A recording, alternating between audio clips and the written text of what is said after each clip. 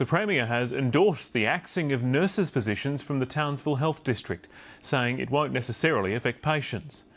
Unions are angry that frontline staff are included in the government's cuts, but Campbell Newman has drawn a distinction between jobs and services. The Townsville Health Board is cutting 200 positions, including 45 nurses, with the Premier's backing. We're not going to come in and interfere with perfectly good boards who have yet to make a mistake. Unions say nurses are the epitome of frontline.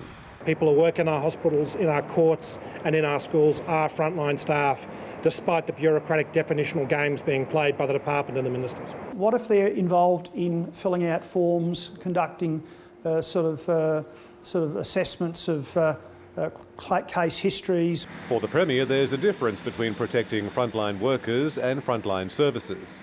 Well, there is, thank you. We're protecting frontline services. As for the final tally across the public service... Do you think it'll be less than 10,000 people have had their jobs cut? Nice try, Steve. I said originally 20,000. It's going to be less than 15,000, but you'll have to wait till the budget, yeah.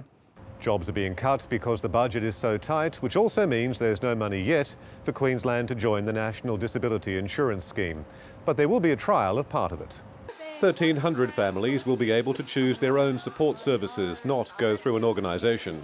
Providing people with disabilities, their families and their carers, opportunity for choice and control. There's no extra money. Existing funds will be redirected.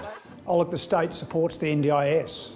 What we haven't supported is the way that the federal government has gone about it to date. Queensland will still be at the back of the class for helping people with disabilities.